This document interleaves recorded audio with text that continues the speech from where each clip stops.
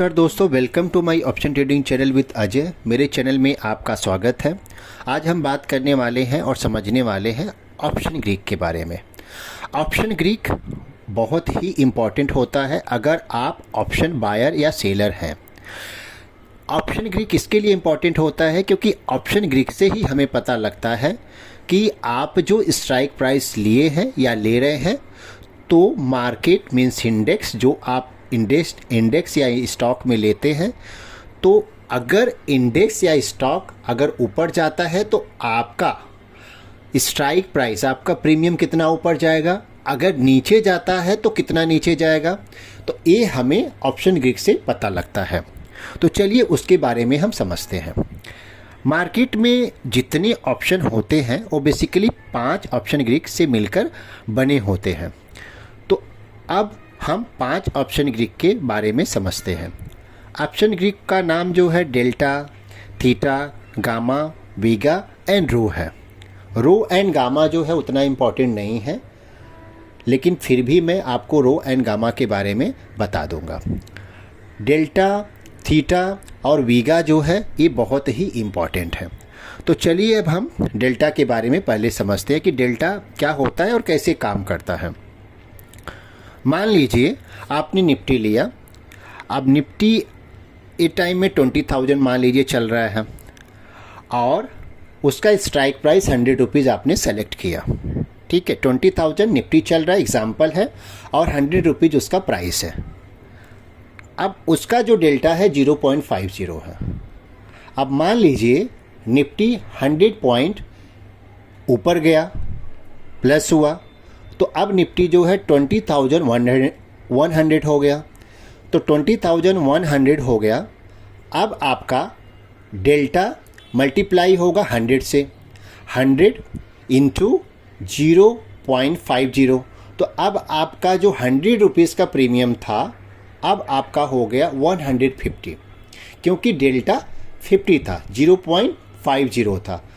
वैसे ही मान लीजिए अगर आपका डेल्टा 0.60 होता तो आपका 100 पॉइंट निफ्टी बढ़ा है तो 100 पॉइंट मल्टीप्लाई 0.06 हो जाता, तो 60 पॉइंट हो जाता, ऐड हो जाता। अगर आपका डेल्टा 0.70 होता तो आपका 100 मल्टीप्लाई 0.70, तो आपका जो ऐड हो जाता 70 हो जाता। तो जो डेल्टा होता है हमेशा 0 to 1 के बीच में होता है। मिनिमम 0 होता है, मैक्सिमम डेल्टा 1 होता है। और पुट के लिए जो होता है -0 से लेके -1 तक होता है, क्योंकि पुट इसके लिए माइनस होता है, माइनस डेल्टा उसका होता है, क्योंकि जब मार्केट नीचे आता है तो इसके लिए उसका डेल्टा भी माइनस होता है। तो सेम चीज़ डेल्टा पुट के लिए भी होता है, -0 to -1 होता है। तो अगर मान लीजिए डेल्टा जो है, मान लीजिए पुट आपने निफ्टी 20,000 लिया और आपका 100 पॉइंट नीचे जाता है, तो आपका 100 इंटू मल्टीप्लाई -0.50, डेल्टा सेम अगर है तो वो मल्टीप्लाई हो जाएगा, तो आपका प्रीमियम उतना ऐड हो जाएगा। तो अभी हमने समझा कि अगर आपका 100 पॉइंट निफ्टी ऊपर जाता है तो आपका प्रीमियम कितना बढ़ेगा, जितना आपका डेल्टा रहेगा उतना बढ़ेगा। और अगर निफ्टी 100 पॉइंट नीचे आता है तो आपका प्रीमियम कितना बढ़ेगा, जितना आपका पुट का प्रीमियम जितना उतना बढ़ेगा जितना आपका डेल्टा होगा। तो हमने अभी डेल्टा के बारे में समझा। तो अब हम समझते हैं थीटा के बारे में। Theta means, T means theta, T means time, theta means time, time is money.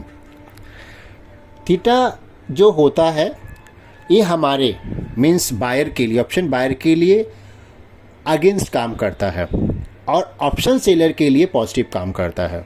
क्योंकि थीटा जो होता है कि जैसे ही आप एक ऑप्शन, हम ऑप्शन बाई करते हैं और चुनते हैं स्ट्राइक प्राइस, और जैसे जैसे एक्सपायरी क्लोज आता है हमारा ऑप्शन प्रीमियम कम होते जाता है। क्यों कम होता है? थीटा की वजह से कम होता है। तो इसको भी हम एग्जाम्पल से समझते हैं। मान लीजिए कि निफ्टी जो है 20,000 है और 20,000 निफ्टी है और उसका जो थीटा है -0.25 है।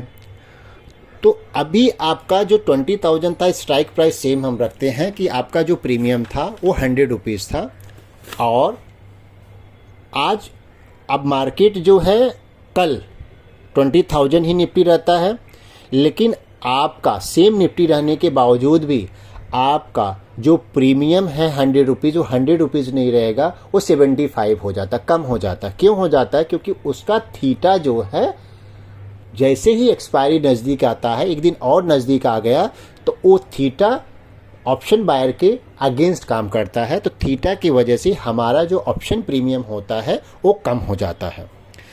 तो थीटा हमेशा ऑप्शन बायर के अगेंस्ट काम करता है।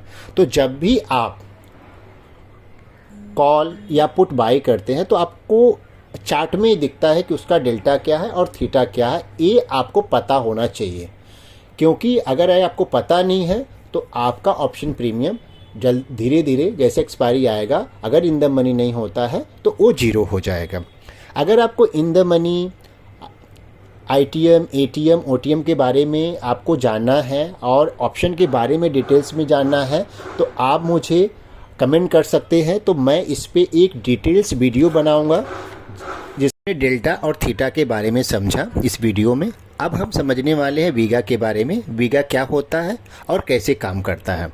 वीगा जो होता है, जैसे डेल्टा थीटा इंपॉर्टेंट है वैसे वीगा जानना बहुत इंपॉर्टेंट है। ये ऑप्शन ग्रीक का बहुत ही इम्पॉर्टेंट होता है ऑप्शन प्रीमियम के लिए। तो हम इसको इजी लैंग्वेज में, लेमन लैंग्वेज में मैं आपको समझाता हूँ और समझ में आपको आ जाएगा। हमारे लाइफ में मोस्टली ऐसी चीज़ें होती हैं, तो हम अब समझते हैं एग्जाम्पल से। मान लीजिए आपने एक फ्लैट लिया, उसकी कीमत 30 लाख रुपीज़ है और अब आप उसको बेचने का सोच रहे हैं। अब उसको आपने प्राइस सोचा कि 40 लाख में आपको बेचना है, लेकिन आपको पता लगता है कि आपके बगल में नियर बाई एयरपोर्ट बनने वाला है और साथ ही साथ मॉल अच्छा बनने वाला है, हॉस्पिटल भी खुलने वाले हैं। तो ये अभी आपके लिए और आपके फ्लैट के लिए पॉजिटिव न्यूज़ हो गया। तो मैं अगर आपसे फ्लैट ख़रीदने आता हूँ तो क्या आप 40 लाख में फ़्लैट देंगे? क्योंकि वहाँ का रेट अब बढ़ चुका है। अब वो फ्लैट का कीमत हर जगह 50 लाख रुपया हो गया, तो क्या आप 40 लाख में देंगे? नहीं देंगे, क्योंकि ये आपके फ्लैट के लिए जो है पॉजिटिव न्यूज़ है। तो आप 40 लाख में नहीं बेचेंगे क्योंकि ये पॉजिटिव न्यूज़ है। तो वैसे ही वीगा जो होता है, वीगा में जब मार्केट में कुछ ऐसे न्यूज़ आते हैं कि जो मार्केट के लिए पॉजिटिव न्यूज़ होते हैं, जस्ट एग्जांपल आप बैंक निफ्टी का आपने ऑप्शन लिया है और कुछ फेड रेट और RBI का रेट आता है जो बैंक के लिए अच्छा होता है, तो आपका जो है यहाँ वीगा काम करता है और ऑप्शन प्रीमियम में बहुत फास्ट मोमेंट आता है। तो वो वीगा के वजह से आता है। तो वीगा का जो काम होता है, पॉजिटिव हो या नेगेटिव न्यूज़ हो, पॉजिटिव न्यूज़ रहेगा तो आपका ऑप्शन प्रीमियम बहुत फास्ट बढ़ेगा, और अगर नेगेटिव न्यूज़ है तो आपका ऑप्शन प्रीमियम बहुत ही फास्ट नीचे डाउन होगा। तो ये रहा वीगा के बारे में। अब हम समझते हैं गामा और रो के बारे में। जैसे मैं आपको वीडियो के बिगनिंग में ही बताया था कि गामा और रो उतना इम्पोर्टेंट नहीं है, लेकिन फिर भी हम गामा के बारे में और रो के बारे में समझते हैं।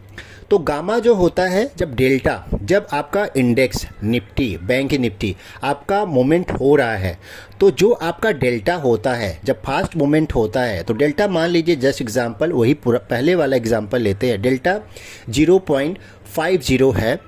तो अगर फास्ट मोमेंट हो रहा है, वन साइड मोमेंट हो रहा है, तो गामा 0.30 है तो वो ऐड हो जाएगा, वो डेल्टा में ऐड हो जाएगा। तो आपका जो स्ट्राइक प्राइस रहेगा, जो जितना आपका ऑप्शन प्रीमियम बढ़ा है, तो उसमें मल्टीप्लाई, जस्ट एग्जांपल 100 बढ़ा है तो 100 मल्टीप्लाई 50 या 5053 हो जाएगा, क्योंकि वो गामा जो है डेल्टा में इंक्लूड हो जाता है। तो वैसे ही अगर प्रीमियम डाउन होता है तो डेल्टा माइनस हो जाएगा, तो आपका गामा जब माइनस होगा तो डेल्टा भी माइनस हो जाएगा। तो गामा का बस इतना ही रोल होता है कि जब आपका डेल्टा बढ़ता है तो गामा उसमें ऐड हो जाता है, जब आपका डेल्टा डाउन होता है तो माइनस हो जाता है। तो अब हम समझते हैं रो के बारे में कि रो क्या होता है। रो एक्चुअली ऐसा काम करता है कि जैसे मान लीजिए आपने बैंक निफ्टी का एग्जांपल लेता हूँ कि बैंक निफ्टी में आरबीआई ने कुछ इंटरेस्ट रेट बढ़ाता है।